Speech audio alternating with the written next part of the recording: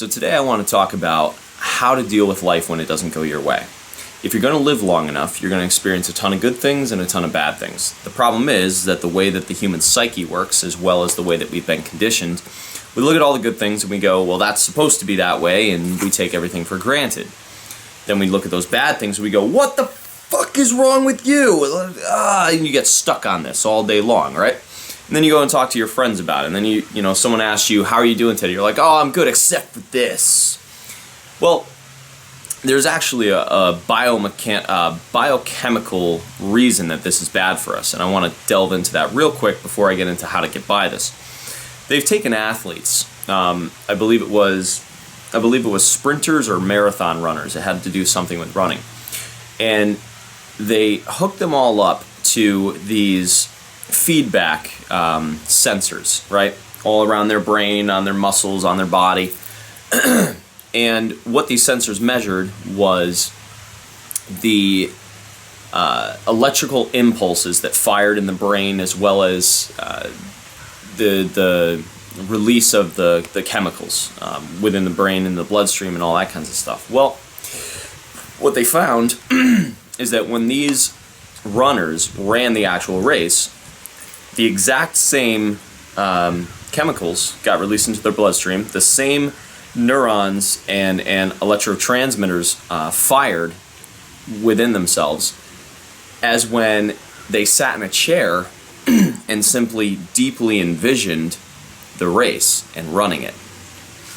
Now, the reason that's important is that anything that you run through your mind, your body actually feels. Whether it's the stress hormone release or the pent-up aggression, you can get yourself fired up if you think about something long enough that pisses you off, right? Well, the reason you're getting fired up is that your brain, which is a phenomenal tool, can do, I don't even know the amount of calculations, but I'm pretty sure it's in the billions per second. Your brain can do that many calculations.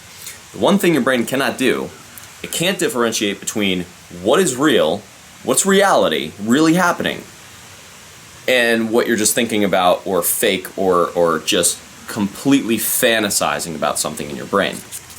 Which is why you can feel pleasure or pain if you can think deep enough while you're laying in bed.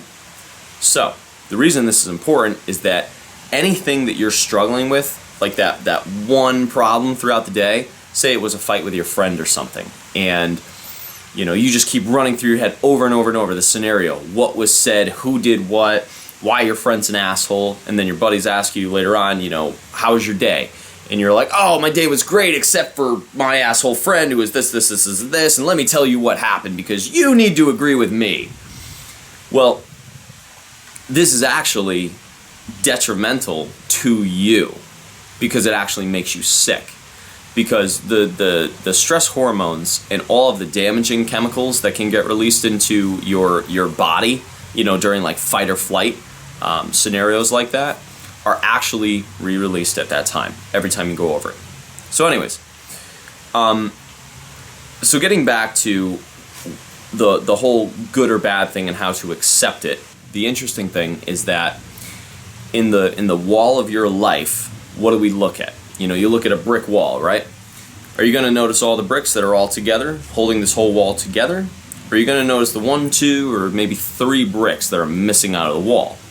Again, you're conditioned to look at those missing bricks and go, well, where are those ones? Because we don't appreciate all the bricks that are actually there in the wall of life. So your life may actually not be that bad. But all of these little pieces that are missing here and there make you feel like shit because you're focusing on them, and what you focus on becomes stronger. So how do we get by this?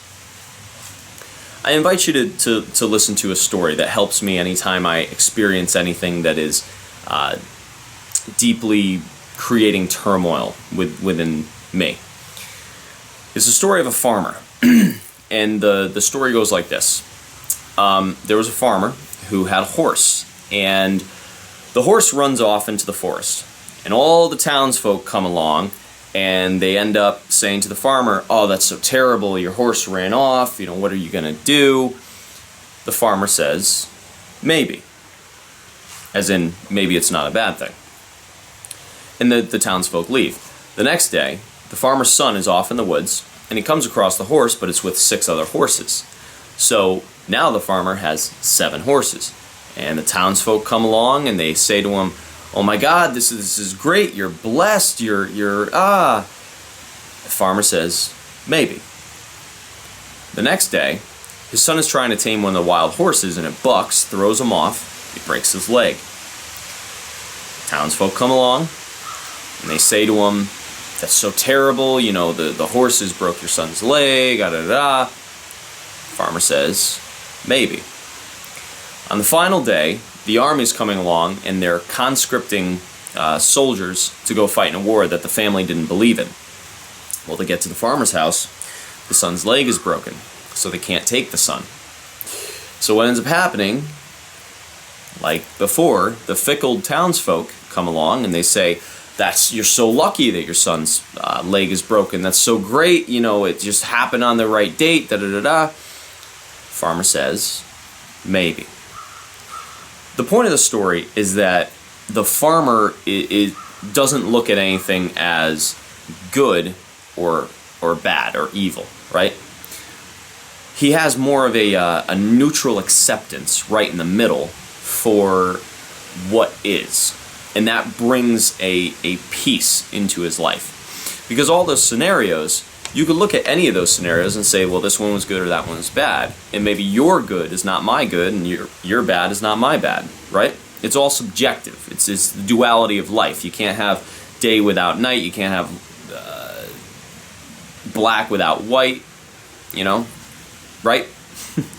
So the point of the story is to gain an acceptance over your life and what you're experiencing, because you have no idea if something's good or bad. People sit in traffic and they're all pissed off. People, it's raining outside right now and people are all mad about this. But see, without the rain, nothing grows outside, right? Nothing grows, no food, no animals. No animals, you don't get to have your steak. You know what I mean? Same thing with a car accident. You get into a car accident, most people, that's probably not the optimal way they want to spend their day. But maybe you could meet your wife, who's a nurse at the hospital you're going to go to. You just don't know. And what happens is that if you can create this acceptance in your life, and you can look at everything, and for me, literally, when I come up against something that upsets me, I just go, farmer story. Farmer story. I really do. That is a huge truck. Because that creates the inner peace needed to be happy in life. You're never going to be happy if you keep looking at the bricks that are missing, at the things that you struggle with throughout the day and all that kinds of stuff. And especially not if you're running it through your head over and over and over, because you're literally reliving it. So by creating this acceptance, you gain a peace over your life.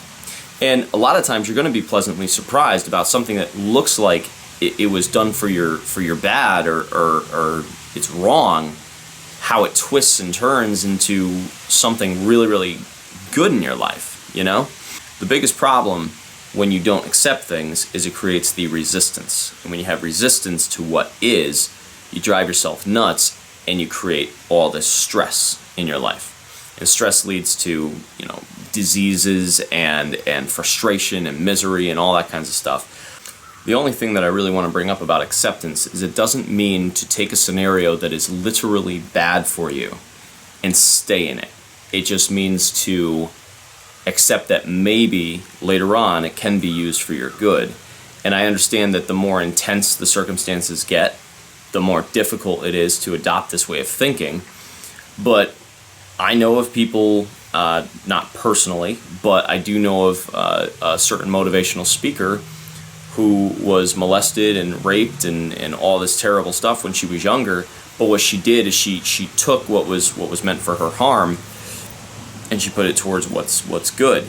She got herself right, she got her mind right, and then now she travels the world reaching out to kids, normally women, who have experienced some of the same, and shows them what she's doing with her life and teaches them how she got by things, and likes to grow the community that she's in and give these free motivational speaking speeches where she helps to guide them to the light, so to speak, right? So essentially, when it comes down to acceptance, if you're able to conquer this and you're able to look at the farmer's story and see it for what it is, when you come up against obstacles in your personal life, your blood pressure is going to go down. Your stress hormone that gets released in your bloodstream and your head and all that, it's going to go down. You're going to live longer. You're going to feel better. You're going to age slower, which is a big one for everybody. You're going to age slower. And you're going to be happier all around. But probably the number one thing that's going to happen is that you're going to become more grounded. When you're more grounded and you're more steadfast in your steps, then you can better make decisions behind what you actually want to do with your life. Because any decisions made out of a place of scarcity or need or franticness, normally not the best decisions for you. I'll see you next time.